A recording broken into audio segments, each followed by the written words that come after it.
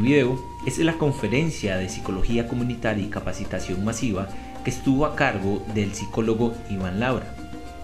Este psicólogo chileno fue el encargado de adaptar los laboratorios organizacionales creados por Clodomir Santos de Moraes a la realidad de la África del Sur y el cual llamó Organization Workshop.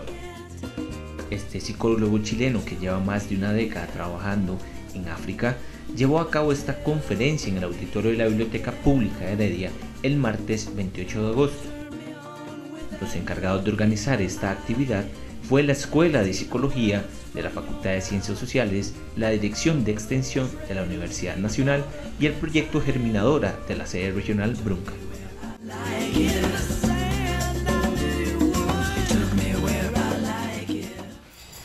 Bueno, yo tengo que darles las gracias a todos ustedes porque cada vez que tienen lugar eventos como este, la metodología de la capacitación masiva avanza un poco. Ha sido difícil para nosotros a lo largo de los años reunirnos, dialogar, intercambiar ideas, intercambiar experiencias. La metodología de capacitación masiva debe mucho a Miguel Sobrado,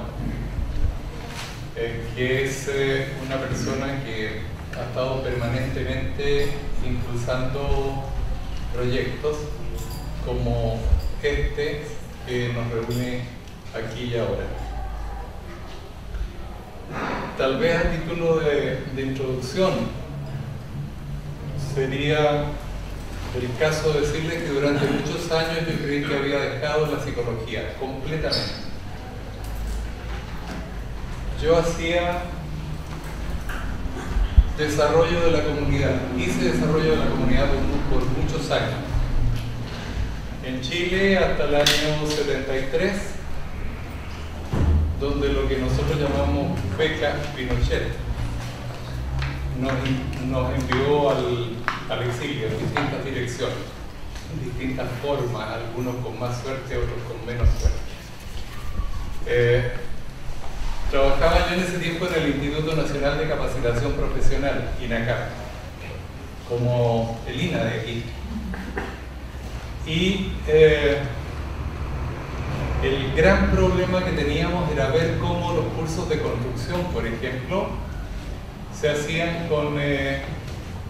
se enseñaba a pegar ladrillos, pero para abaratar costos se pegaban ladrillos se enseñaba a construir casas en un espacio, sería 2, 3, 4 veces más grande que este, y se hacía la mezcla con muy poco cemento, y así se hacían las paredes. ¿Por qué razón? Porque terminado el curso había que echar abajo la pared, barrer y botar todo. En los cursos de soldadura, por ejemplo, y era complicado, para mí era complicado porque yo tenía que autorizar los gastos de las operaciones de la institución. Yo, con muy pocos años de edad y con muy poca experiencia, estaba a cargo de los centros de formación profesional de todas las provincias de Chile. Nos dividíamos con un colega, Santiago, que tenía como 15 centros de formación profesional, y el resto del país que tenía otro tanto. Y yo tenía que autorizar la compra de materiales. Entonces, en lo que dice relación con lo que se llama las probetas de soldadura, que son unas placas de acero, y las barras de soldadura, eso era extraordinariamente caro. Entonces se ponía a un aprendiz a soldar como 4 hileras en la placa de acero, y luego se botaban placas de acero. Entonces, para mí, como un ejecutivo joven de la institución y con los ideales que nos animaron en esa época y nos siguen animando, yo encontraba que era un desperdicio, y muchos de nosotros lo encontrábamos así. Llegué a Panamá, y en Panamá, para tratar de continuar haciendo lo que estaba haciendo, conseguí empleo en el Ministerio de Desarrollo Agropecuario. Un día de tantos, el Ministerio recibió una invitación para que un número de funcionarios fuera al centro de capacitación de Guanchías, cerca de San Pedro Sula, en Honduras.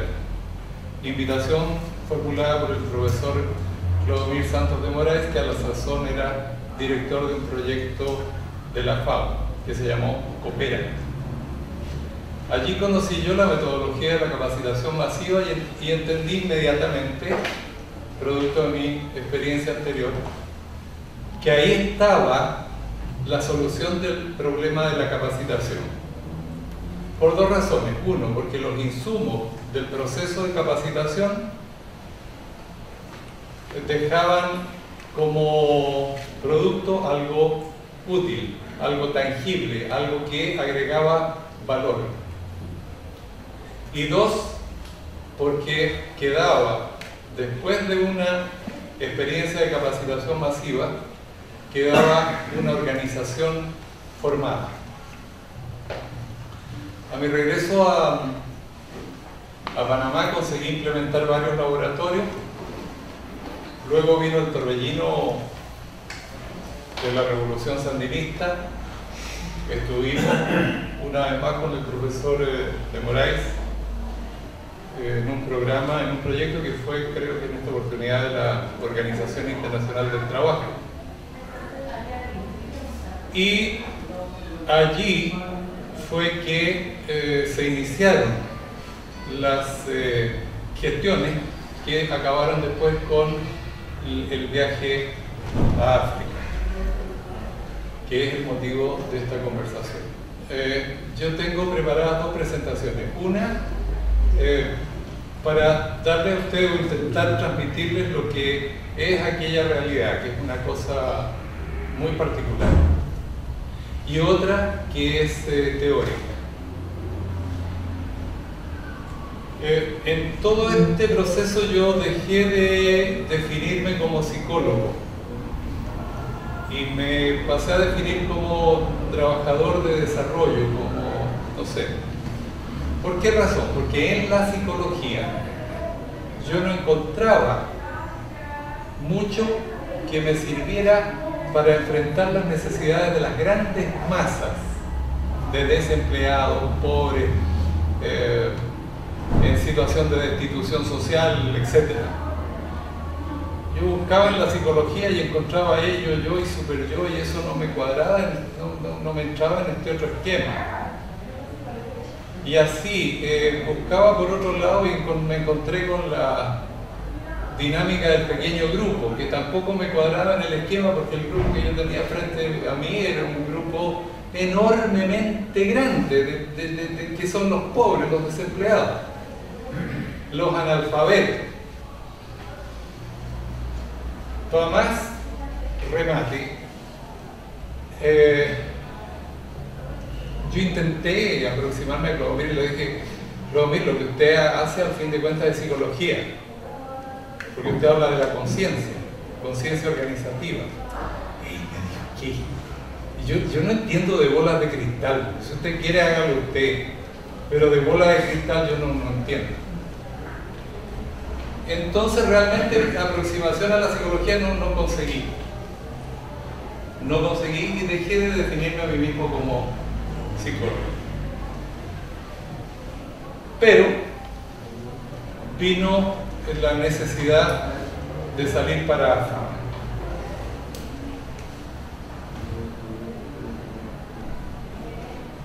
Y voy a ir un poquito rápido en esto. En cualquier momento, por favor, ustedes levantan la mano, cualquiera que sea, me interrumpen con alguna inquietud, lo que se les pase por la cabeza directamente, sea una contribución a la discusión, sea una pregunta, sea, mire señor, usted está hablando pura tontería, por favor, vaya al grano, cualquier cosa.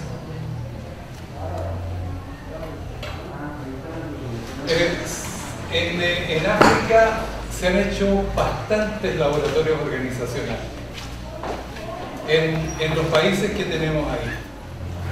Ha habido laboratorios organizacionales en Angola, en Botswana, en Guinea-Bissau, Mozambique, Namibia, Sao Tomé y Príncipe, África del Sur y Zimbabue. Algunos de ellos los hizo Ian Cherret al comienzo de nuestra incursión en África. Otros los había hecho Jacques Clodomir, y luego con Isabel Rodríguez, psicóloga chilena con la cual estuve casado hasta su muerte, nosotros le dimos un gran impulso a este método. Todo comenzó cuando Ian Cherret, que estaba en Nicaragua, cuando nosotros estábamos allí. Ian Cherret es casado con una hondureña y conoció la experiencia de Clodomir en Honduras. Entonces se me acercó y me dijo: ¿y tú sabes hablar inglés? Sí, le dije yo, porque cuando uno ve un empleo en perspectiva uno miente descaradamente.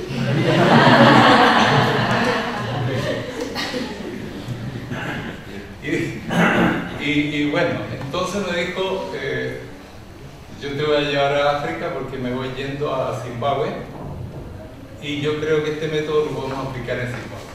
Bien, pasó el tiempo, terminó lo de Nicaragua, regresamos a Panamá y llegó una carta. En ese tiempo, a lo mejor a ustedes les cuesta imaginarse que una carta se demoraba como 2 meses de un país a otro y venía en un pedazo de papel que llegaba por correo. No sé si ustedes alguna vez experimentaron algo así.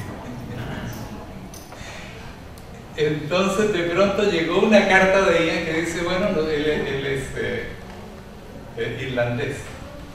Entonces dijo: nosotros tenemos un compromiso y ya llegó la hora, así que vayan preparando las maletas. Llegamos efectivamente a África, pero el punto de preparando las maletas, Ian había hecho el primer laboratorio en Serowe, Botswana. Y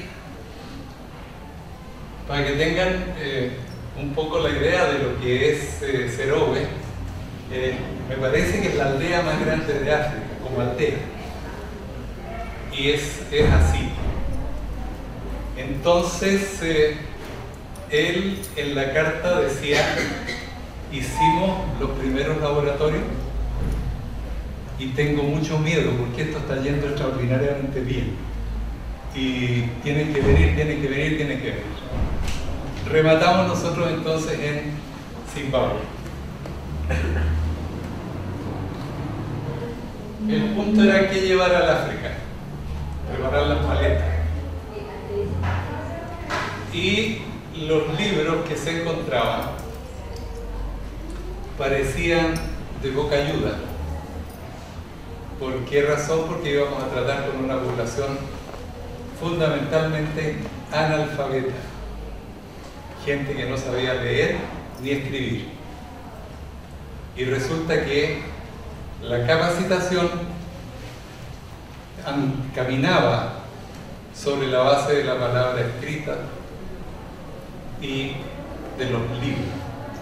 Entonces básicamente no podíamos pensar, equiparnos con libros, con manuales para llevar para la África, porque se trataba de gente o ya sea analfabeta o con muy bajo nivel de instrucción.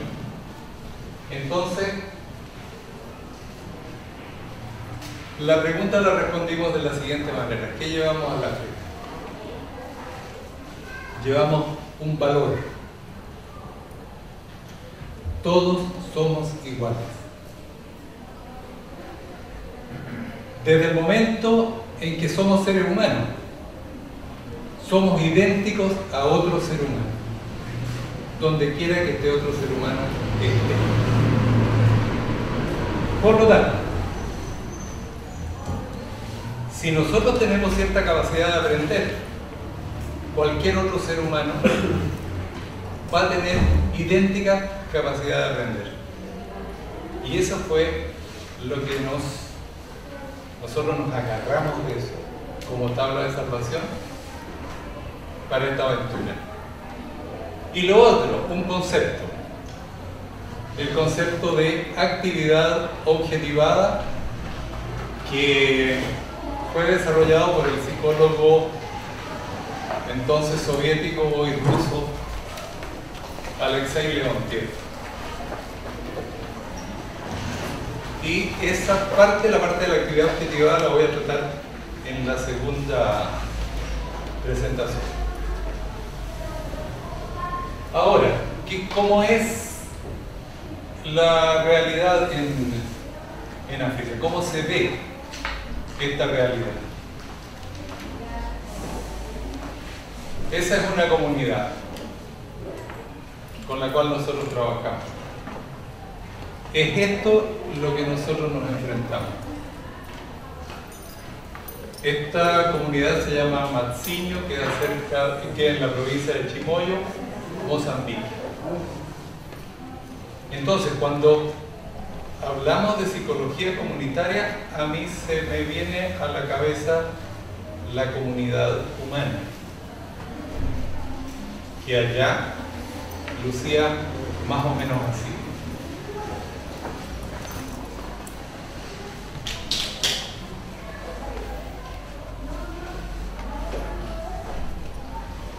Este es el tipo de personas que asistieron a los laboratorios organizacionales en África. Estas son las comunidades, poco más o menos lo que ustedes ven allí, y eso es lo que hay. Para hacer un laboratorio de organización hay que idearlo en esas condiciones, y eso fue lo que nosotros hicimos. El laboratorio tiene que crear un órgano especial para el cuidado de los niños, porque son muchos los que llegan ahí.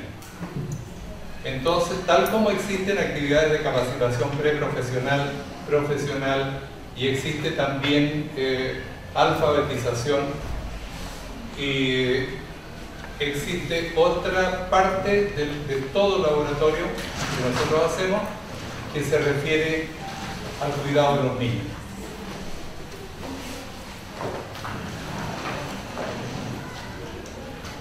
Esto está tomado en Angola. Eso les da a ustedes una idea de la pobreza en la cual vive la gente.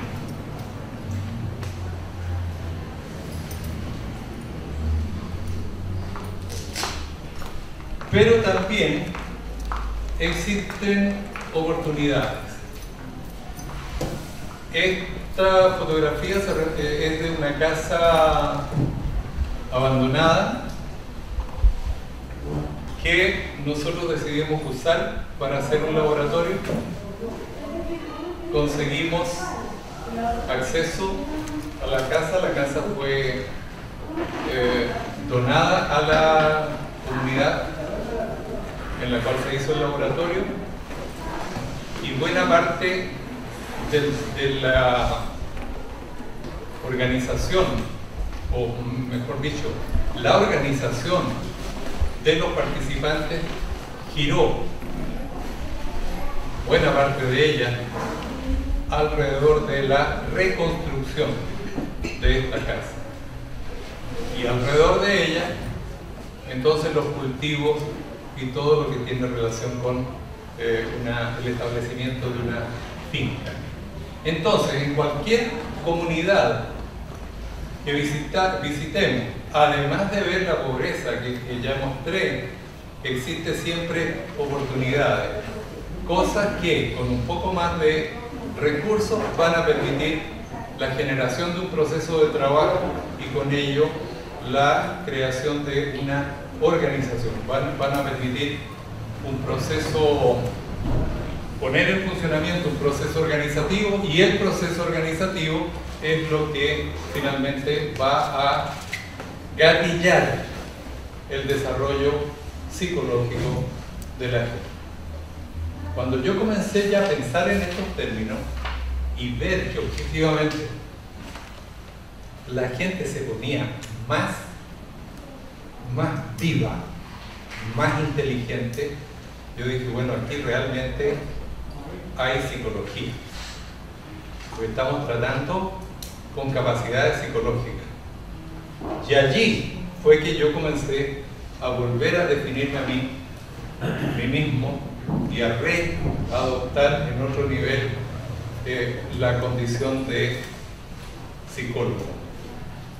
Y aunque hasta el momento probablemente esta sea la primera oportunidad, no sé Miguel, pero probablemente sea la primera oportunidad en que los términos psicología comunitaria y laboratorio de organización van juntos. Yo pensé, bueno, primero, yo trabajo en la comunidad y no hay duda alguna de eso, llevo no sé cuántos años trabajando en comunidades. Segundo, lo que hago es psicología. ¿Por qué razón? Porque como producto de lo que hacemos, lo que queda es un mayor desarrollo psicológico de los participantes. Por lo tanto, sin mayor trámite, pensé que esto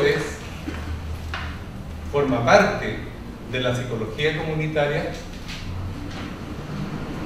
y bien podríamos llamar los laboratorios organizacionales, bien podríamos llamarlos laboratorios en psicología comunitaria, porque lo que uno hace al interior de un trabajo de capacitación masiva es que realmente pone como dentro de un tubo de ensayo, de una probeta, una cierta cantidad de ingredientes que al cabo de los años la conocemos y sabemos que si falta este ingrediente el laboratorio se va a demorar 2 o 3 semanas más. Entonces ya conocemos la mezcla. Por lo tanto, esto aparentemente es un laboratorio realmente, un laboratorio en psicología, y como se realiza en la comunidad, es un laboratorio en psicología comunitaria. ¿Qué es lo que sucede? Que cuando leemos los libros de psicología comunitaria obviamente no encontramos esto, sino que encontramos una cosa diferente que no está basada por el momento, ¿verdad?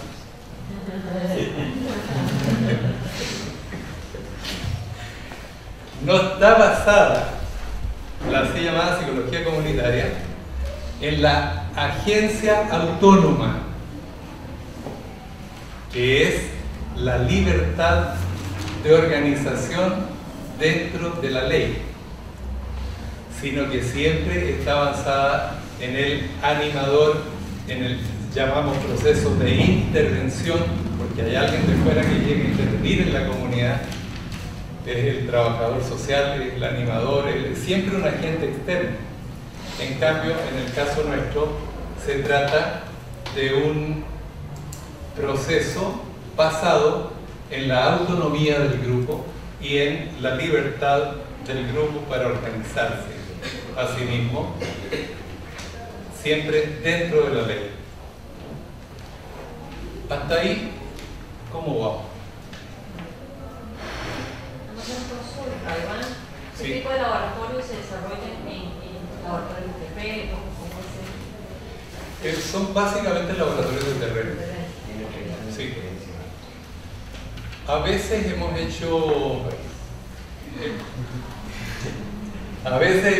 laboratorios, hemos hecho 3 laboratorios de curso.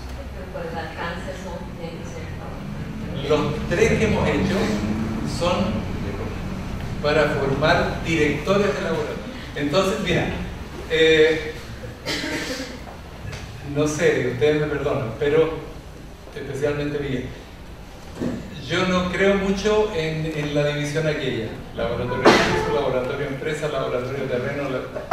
Yo, para mí, los laboratorios, laboratorio es, 1, el que tiene una gran cantidad de personas; 2, que los medios de producción están en las manos de esa gente; y 3, plena libertad de organización dentro de la ley. Cuando uno hace eso, tiene un laboratorio.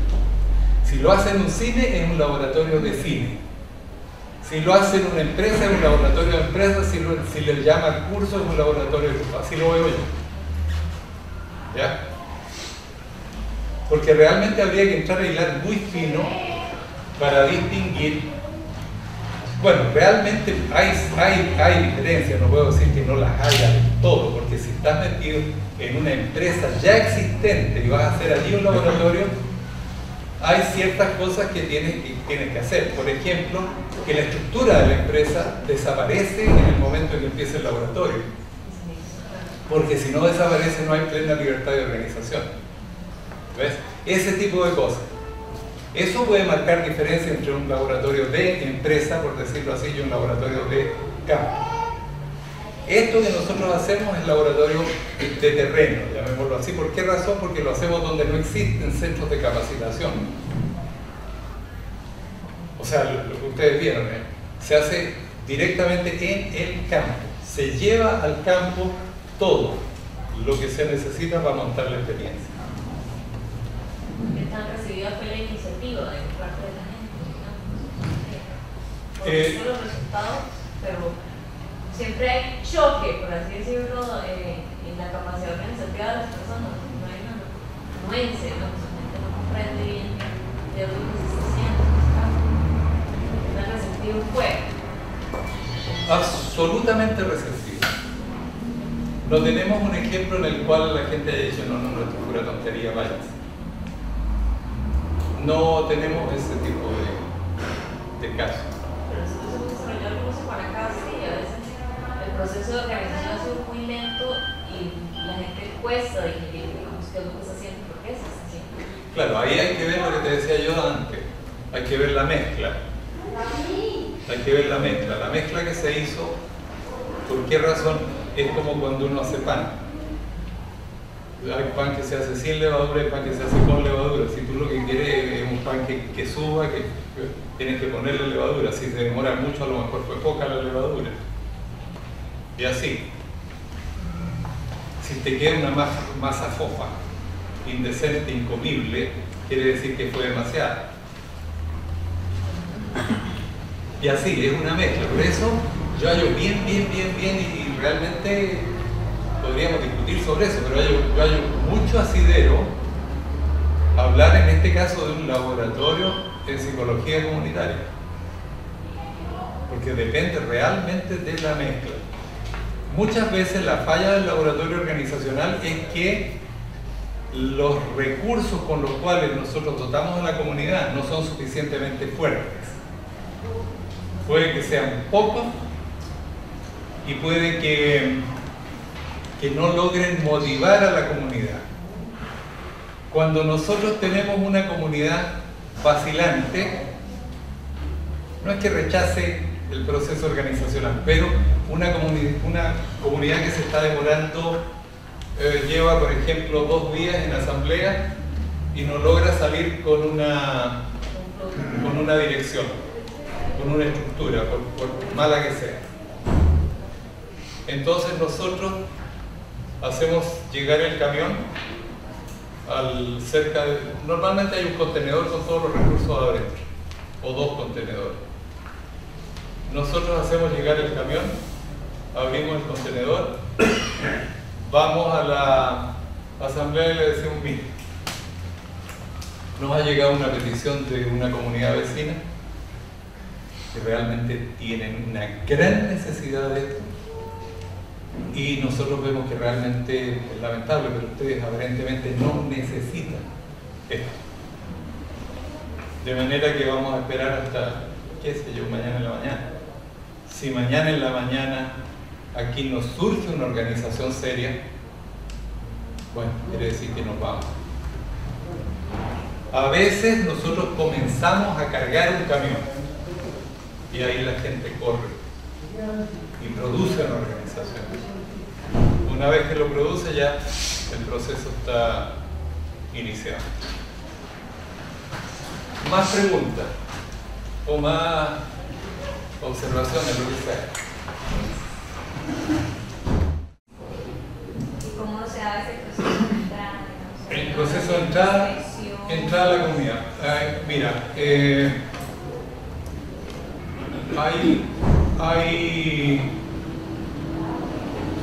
déjame verlo. El proceso siempre es que cuando tú comienzas, lo que ya hiciste te lleva al segundo paso. Por ejemplo, nosotros, el primer laboratorio organizacional que yo hice en Zimbabue fue en un centro de capacitación que se llama Glen Forest Training Center. Ahí vino gente de una cooperativa que se llamaba Simukai. Terminando el laboratorio, la gente de esa cooperativa se acerca y dice: ¿será que podemos hacer una cosa como esta en nuestra cooperativa? Y así va. Y ahí comienza de un lugar a otro, un lugar a otro, un lugar a otro, porque siempre la comunidad se acerca y solicita. Entonces, en Zimbabue, por ejemplo, nosotros trabajamos en un lugar que se llama Nyama Resettlement Scheme, que es un lugar de reasentamiento de población, y ahí trabajamos, yo no sé cuántas, serían unas 20 comunidades, siempre con el mismo esquema. Cuando va finalizando el laboratorio se presenta una delegación de la comunidad vecina y aparece y dice: no, nosotros queremos que vayan allá. Esa es la experiencia que hemos tenido. En otros casos nosotros nos acercamos a la comunidad, conversamos con la gente y preguntamos qué es lo que hacen ustedes aquí, qué es lo que tienen, qué es lo que no tienen, qué es lo que les gustaría. Yo recuerdo, voy a contar esta historia que me gusta mucho, no sé si ustedes recuerdan, pero un día una ONG nos invitó nosotros estábamos en Zimbabue, nos invitó a Mozambique y dice: hay una comunidad ahí que tiene mucho potencial, eran 10 o 15 comunidades, cooperativas. Entonces, para que ustedes les expliquen de qué se trata el asunto, y dicen: bien, habían unas 50, 60 personas en la reunión. Cuando ellos, la gente de la ONG, que era Terre des Hommes, una organización alemana, hay Terre des Hommes en distintos países de Europa, esta era alemana, blanca, por cierto, me ven a mí blanco, y alguien más de la delegación era blanco. Entonces inmediatamente dijeron: aquí los blancos traen plata, vamos a pedirles plata. Y yo cuando fue mi turno, comencé yo a decir: bueno, yo estoy muy feliz de estar aquí con ustedes, me gustaría saber cuáles son sus necesidades, en fin, y a motivarlos. Nosotros necesitamos aquí una retroexcavadora. Retroexcavadora. Esas grandes maquinotas que abren huecos en la tierra, así. ¿Pero y por qué? Porque tenemos canales de regadío que están ya sucios, se han llenado de basura, de mugre, qué sé yo, y no operan, y hay que restaurarlos, hay que limpiarlos.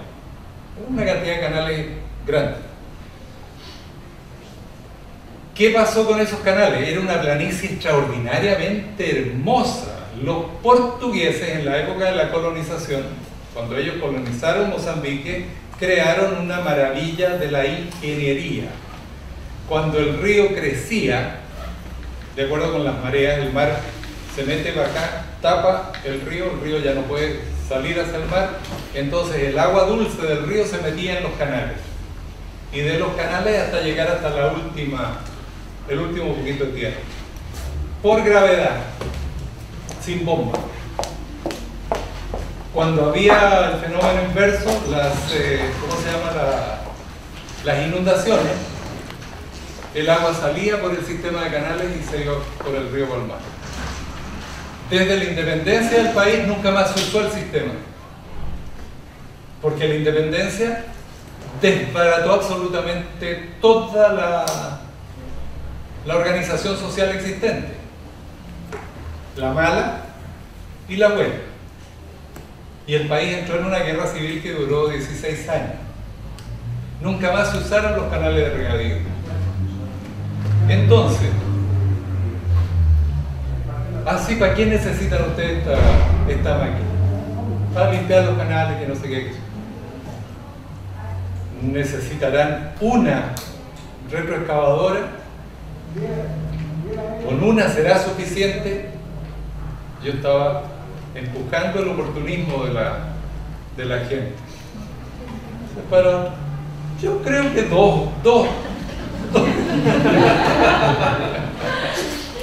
Entonces, mira, cuando se dirige el laboratorio hay que actuar muy dramáticamente, a veces, para poder conseguir la motivación. Yo dije, bueno, ustedes tienen mucha suerte, porque yo tengo 2 retroexcavadoras. Uy, eso fue un aplauso.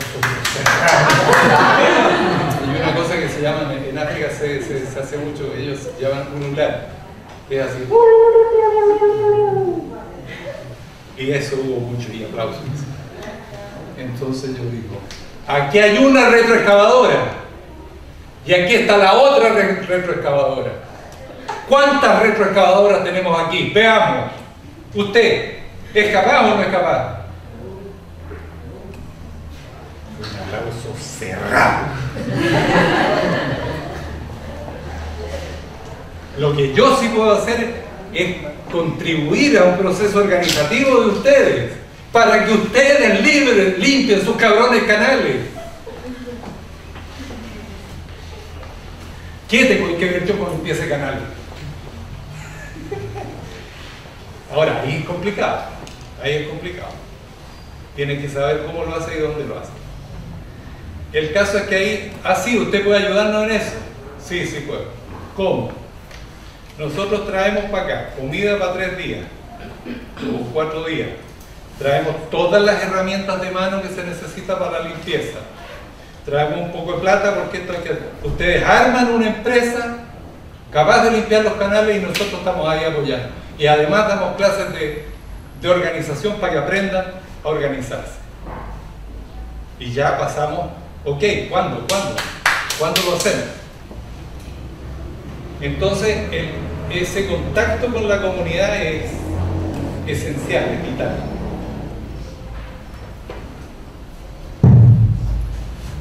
Más inquietudes, más preguntas. Mira, les voy a mostrar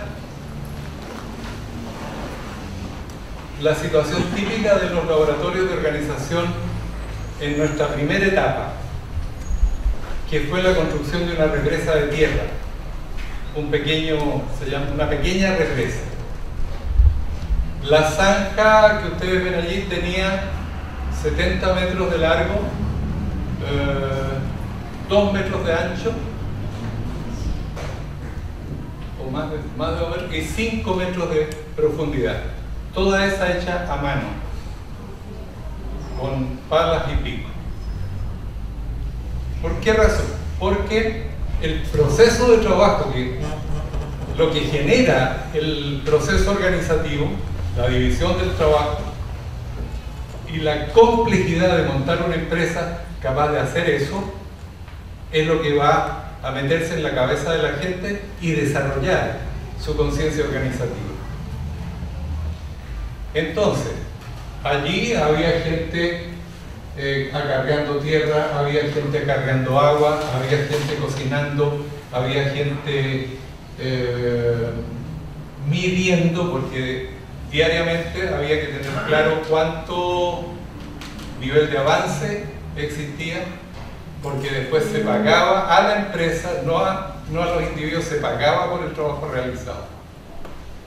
Y había una cantidad de oficios en relación a el gran proceso. Entonces, estos procesos demandan mucha mano de obra.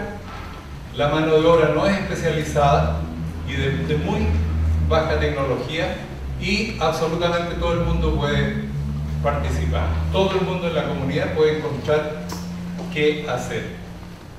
Entonces, como ahí había necesidad de represas de tierra, de pequeñas represas, entonces ahí nos quedamos, no me acuerdo cuánto tiempo, de comunidad en comunidad haciendo exactamente lo mismo. Otros laboratorios, hubo programas de letrinación, por ejemplo. Los laboratorios incluyen siempre un componente de capacitación en distintas cosas. Ese es un curso de formación de parteras empíricas, de matronas, de parteras tradicionales.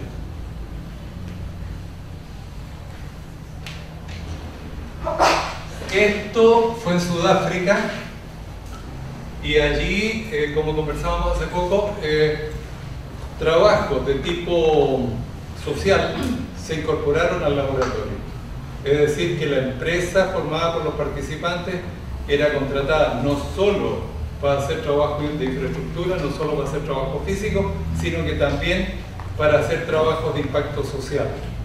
Por ejemplo, disminuir la cantidad de infecciones por SIDA, el virus de SIDA, no sé cómo se llama. Disminuir la violencia pública, disminuir la violencia doméstica, el ataque a mujeres,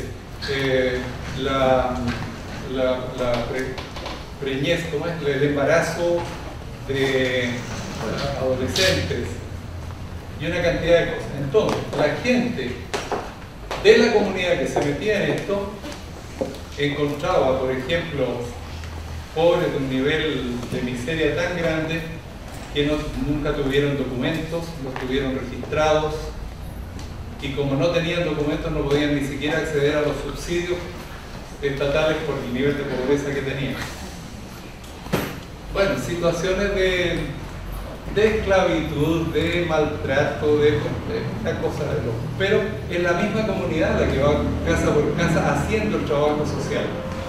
Y es la misma comunidad la que resuelve el problema social, al final de cuentas.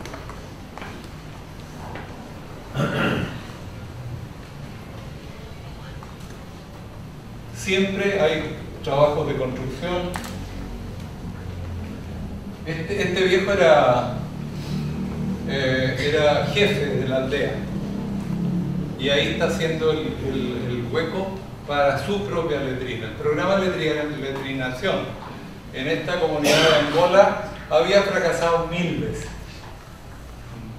Habían ido 1000 veces a tratar de que la gente hiciera letrina. La gente terminaba ya en el monte y bueno, la cantidad de infecciones y no sé qué. Reciclaje es algo que también está presente. Gente reuniendo latas, papeles, cartones.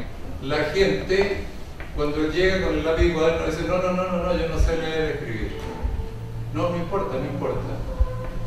Y a medida que va progresando la clase de teoría de la organización, la gente comienza a tratar de escribir. La gente se ve con un lápiz, un papel en la mano y con un contenido que le interesa y trata de escribir. No me preguntes cómo. Y es un shock emocional, una frustración enorme, porque por más que trate de escribir no sabe escribir, no es caso. Entonces inmediatamente después uno está ahí pendiente, ubica a aquellas personas y dice: usted quiere aprender a leer, escribir, y además inmediatamente monta los cursos de alfabetización. Esto Leontief lo llama la necesidad se encuentra, ¿cómo es? La necesidad se despierta solamente cuando encuentra su objeto. Es el objeto lo que crea la necesidad. En este caso, el lápiz, el papel y el contenido que está allá afuera en el tablero. Cuando la gente se encuentra con esos tres objetos, entra en contacto con esos tres objetos en una relación de actividad, ahí la necesidad se despierta. Y esa gente aprende. Incluso aprendería en ausencia de cualquier esfuerzo nuestro por alfabetización, porque ya se metió el bichito en la cabeza y ustedes saben que cuando se le mete a uno un bichito en la cabeza, y el papá ni la mamá lo saca. Muchas veces las ONG financian un evento que es un laboratorio, no financian un proceso de desarrollo. Entonces, cuando el laboratorio termina, por muy exitoso que sea, calabaza, calabaza, cada uno para su casa. Y se interrumpe el proceso. Entonces, la empresa tiene que ser realmente fuerte para seguir adelante. La empresa de Mozambique, que recuerdo, se me viene a la memoria ahora, hacía ladrillos, me parece. Después, el donante de la ayuda popular de Noruega se olvidó de ello. Continuaron cosiendo a mano piezas de ropa para los niños de la escuela. Después el país se llenó de ropa usada que viene del norte. Obviamente salía mucho más barato comprar ropa usada, por muy indecente que fuese, y no había manera. Entonces comenzaron a hacer chicha fuerte, comenzaron a hacer alcohol, en fin, y duraron 2 o 3 años, pero después cayeron, porque el sistema dominante, el capitalismo, expulsa todo lo que no se mete en sus reglas del juego, lo expulsa. Entonces resulta complicado. Este fondo nosotros lo llamamos Fondo para el Desarrollo de la Comunidad. Es un fondo que si hay un organismo estatal que quiere hacer una obra pública determinada y tiene un presupuesto para eso, nosotros le decimos, miren, nosotros se lo hacemos, usted nos pasa el dinero a nosotros y lo administramos de una cierta manera, etc. Y a precios de mercado.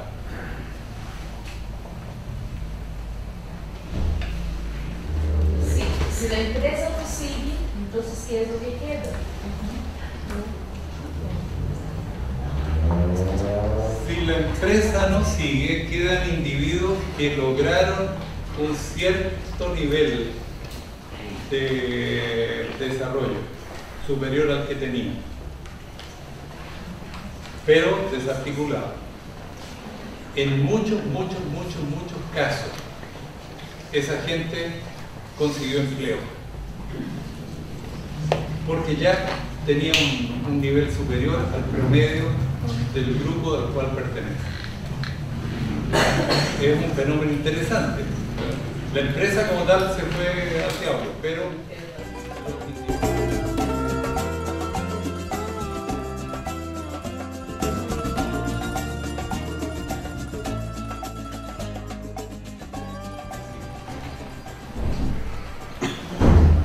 vamos con esta. ¿Sí? ¿Seguro? Mira, esta a mí me gusta mucho. El punto es cómo, o sea, nosotros como psicólogos tenemos que entender cómo se realiza el proceso de cambio, el proceso psicológico, cómo es que se da. Porque esa es al final de cuentas la esencia de nuestra profesión. Entonces,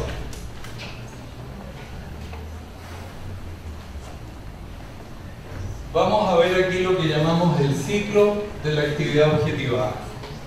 La categoría de la actividad objetivada es la categoría central del sistema psicológico de Leontief y es lo que explica cómo funciona un laboratorio de organización.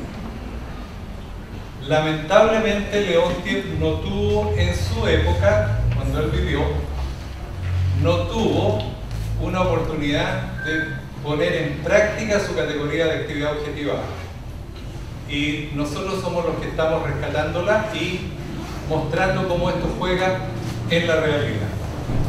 Entonces, en la relación de actividad objetivada tenemos un sujeto y tenemos un objeto. Siempre se da esas dos partes. Y tenemos que el sujeto transforma el objeto y en el mismo proceso el objeto transforma al sujeto. ¿Vamos bien o vamos mal? Si vamos mal o más o menos, repetimos.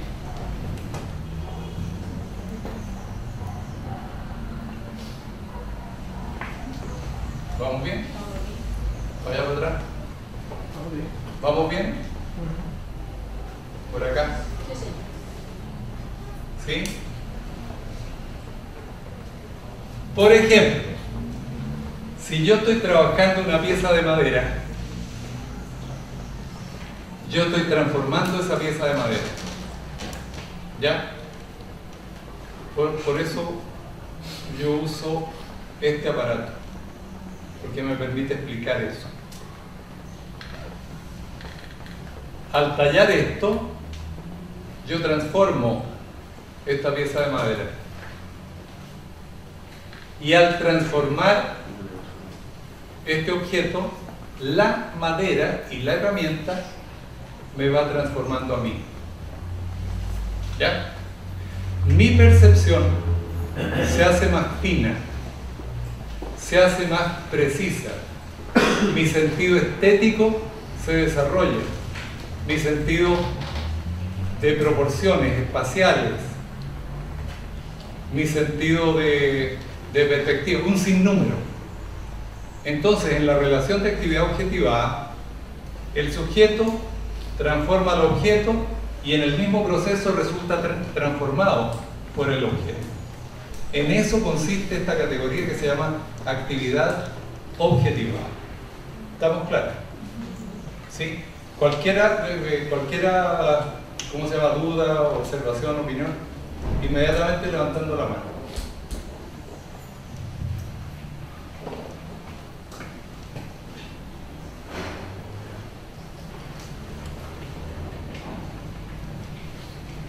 Entonces, ¿cómo se consigue la transformación? ¿Cómo se consigue la transformación? Hay dos puntos de entrada, por así decirlo.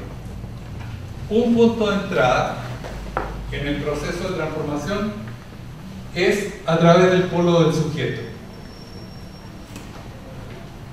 Otro punto de entrada es a través del polo del objeto. La educación es un método típico o un intento típico de transformación del individuo a través del polo del sujeto. Se intenta transformar a las personas a través de métodos verbales, la palabra escrita, la palabra hablada. Por ejemplo, yo ahora estoy intentando transformarlos a ustedes, que son sujetos. Ese es el punto de entrada que yo estoy usando aquí ahora. Son ustedes entendidos como sujetos. Y el proceso educativo lamentablemente se limita muchas veces a esto, porque es algo solamente verbal, teórico, que no llega a tener concreción en la realidad ni mayor relación con la realidad. Otra posibilidad es la acción sobre el objeto, que es el proceso de trabajo. Allí, cuando nosotros ponemos en funcionamiento un proceso de trabajo, estamos actuando básicamente en el tema de la transformación del objeto. Y a través de la transformación del objeto, pretendemos que el sujeto quede, así llamamos, capacitado. Y se explica y se intenta explicar una cantidad de operaciones, se divide el proceso de trabajo en tareas, operaciones, incluso gestos o movimientos. Entonces esos son los dos puntos de entrada. O entramos a través de la transformación del sujeto, o intentamos transformar el sujeto a través de métodos educativos. Hay otros métodos que intentan lo mismo, por ejemplo la psicoterapia intenta transformar a una persona hablando. El psicoanálisis, por ejemplo, se mide por horas y la gente dice, ¿tú cuántas horas de psicoanálisis tienes? Yo tengo 2500. Ah, yo tengo, como si fueran pilotos. Si estuvieran hablando de horas de vuelo.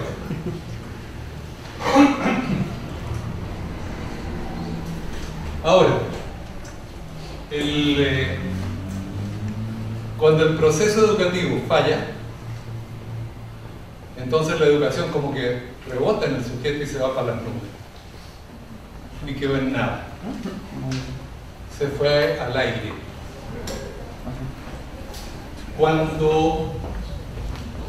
Y esa es la educación mal hecha. Cuando la transformación que intentamos a través del objeto está mal hecha,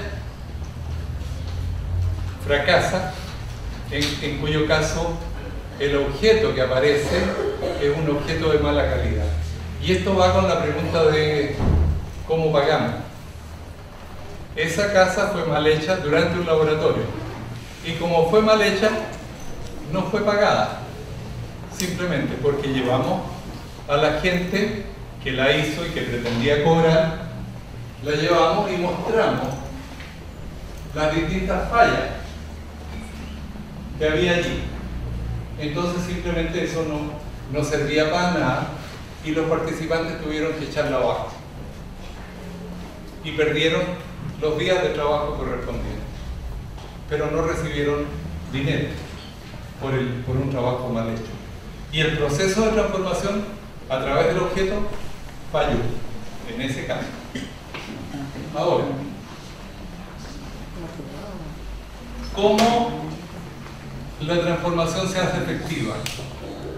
Para que sea efectiva la transformación psicológica, entonces se actúa simultáneamente sobre el sujeto y sobre el objeto. Es decir, se modifica el proceso de actividad actuando simultáneamente sobre los dos polos. Y eso es lo que se llaman los laboratorios de psicología comunitaria.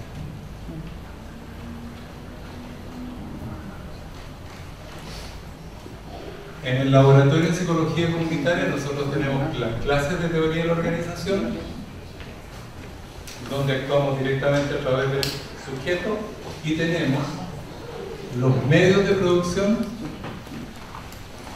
en condiciones de libertad de organización dentro de los marcos de la ley.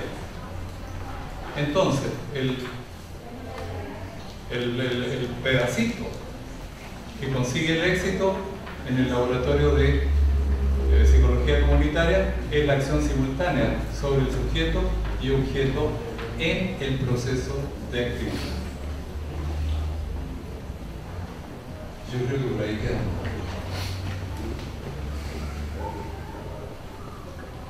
Hay otra parte que es la más importante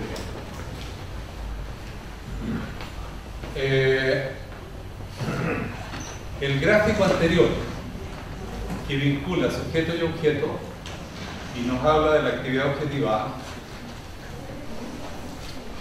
Esa relación de actividad tiene lugar en toda la materia, no solo la materia viva, sino que en toda la materia. A ver, en la materia viva. Es decir, todo el mundo animal y vegetal experimenta el mismo proceso de actividad. Todo ser actúa sobre su ambiente y recibe la influencia del ambiente. Por lo tanto, cuando nosotros hicimos el gráfico de actividad objetivada anterior, que ya expliqué, nos quedamos cortos, porque ese gráfico era aplicable prácticamente a cualquier ser vivo. Entonces se nos quedaba fuera el ser humano y su condición específica, que es la conciencia. Entonces salimos con este otro gráfico que tiene a la izquierda, en el polo del sujeto, la misma relación de actividad objetivada, solo que allí el sujeto es a la vez sujeto y objeto de su propia transformación. Y eso es lo que llamamos el desarrollo de la conciencia. ¿Sí o no?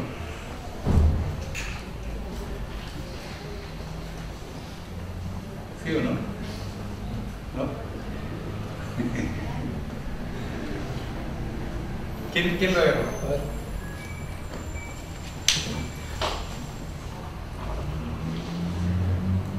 ¿Quién lo agarró?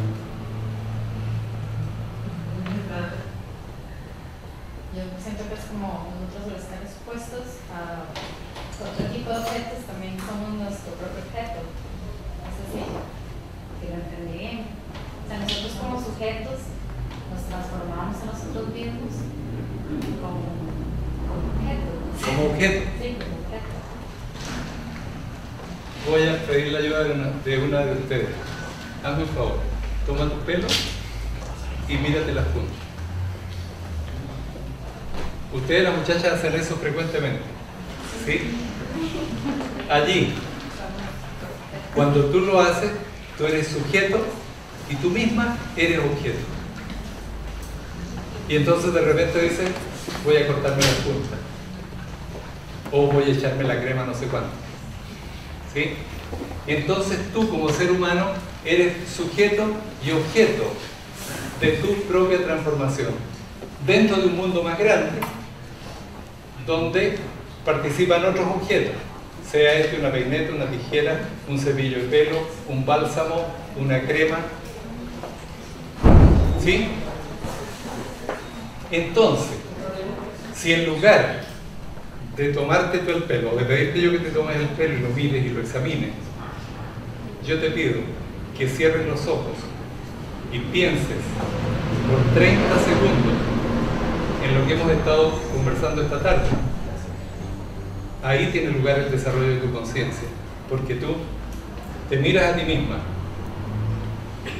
y obtienes un cierto resultado que se expresa en el desarrollo de la conciencia. ¿Sí? ¿O no? ¿Y hasta qué punto ese desarrollo de la conciencia está mediado por el entorno? Si no existe el entorno, no es posible. No es posible porque nosotros logramos eso solo porque somos seres sociales. ¿Qué tan? Si no somos seres sociales, eso no camina. ¿Qué tan enterados estamos participando de esa transformación? No están enterados. Esto es psicología teórica. Esto es psicología teórica. Esto es especulación teórica. Esta es una explicación sobre el desarrollo de la conciencia basada en el concepto de la actividad objetiva. Pero esto no tiene nada que ver con lo que se hace. Eventualmente, en un laboratorio llegamos a esto. Eventualmente, no hay razón alguna para dejarlo fuera. Pero no necesariamente tiene relación porque esto es psicología teórica. Normalmente cuando hablamos de conciencia nos referimos a una cosa que a partir de Sigmund Freud se llamó el inconsciente, como si fuera una cosa que tenemos metida en algún lugar y que desde allí está sugiriéndonos que hagamos cositas malas con su sistema, con su aparato psíquico de ello, yo y super yo. ¿Ves? Entonces se convirtió a partir de allí y sobre todo con su postulado de los dos grandes instintos, instinto de amor y instinto de muerte. A partir de allí hasta nuestros días se oscureció, se lanzó un manto sobre lo que es el desarrollo de la conciencia y resulta que al fin de cuentas es algo que está al acceso de todos nosotros si lo despojamos de la ideología que ha habido metida en este negocio. En el laboratorio de organización, yo tengo aquí el sujeto, son muchos individuos, muchas personas, transformando objetos. Y en este proceso de transformación hay una etapa del laboratorio donde digo vamos a hacer el informe y el análisis crítico. ¿Qué es lo que hicimos? Y ahí entra un proceso en el cual el sujeto se puso a sí mismo como objeto y se preguntó si lo había hecho bien o lo había hecho mal en el curso del proceso de trabajo. Y llegó a la conclusión de que tenía que levantarse más temprano para llegar a la hora y que había que cambiar esto y esto y esto. Entonces el laboratorio organizacional es un proceso intencionado de desarrollo de la conciencia que tiene como resultado la conciencia organizacional, que tengo por ahí definida, pero ya sé. Ya con esto yo creo que quedamos todos medio grogues. Yo tenía una consulta sobre eso. Uno toma conciencia organizativa o conciencia general cuando, por ejemplo, que usted dio en el capítulo que leímos sobre, digamos, el control del peso. Yo tomo conciencia de mi peso, sí, de lo que controlo, a medida de que tomo la decisión de no seguir comiendo los alimentos que me hacen daño, si mal no entendí. Sí. Entonces, los participantes del laboratorio toman conciencia organizativa a medida de que ya no vuelven a hacer las cosas que una vez criticaron en el informe crítico. Claro.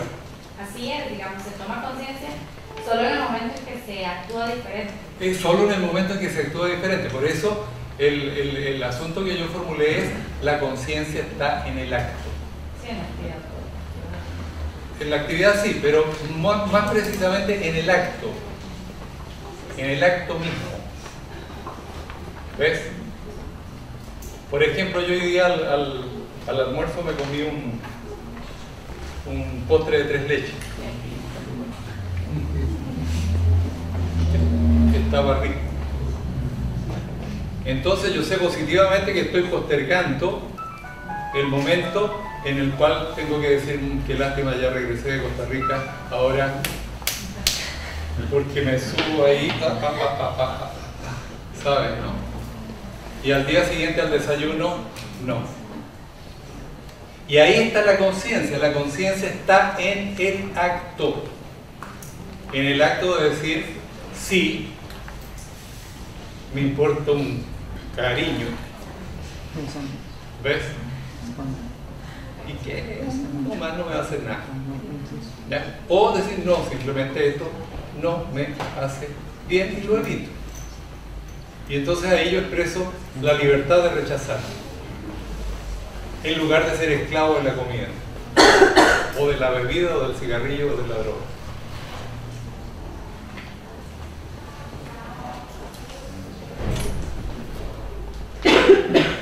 Ahora, todas estas consideraciones no han formado parte de la formación teórica de laboratorista, de directora de laboratorio, no han formado parte del cuerpo conceptual. Están recién, ¿cómo se llama?, buscándose paso para publicarse y ver si comienza a discutirse este tipo de cosas. ¿Ya? Y con eso expulsando mano de obra de las fábricas, creando más pobres, más miserables, más analfabetos y qué sé yo, porque todo lo que teníamos de humano lo vamos metiendo en el objeto, lo vamos metiendo en el objeto, lo vamos metiendo en el objeto, hasta que el objeto hace que nosotros que seamos descartables en un proceso de producción. ¿Ves? El proceso contrario, que es el proceso mediante el cual se meten más cosas en el ser humano, no lo hemos desarrollado. Y sí lo han desarrollado las culturas orientales.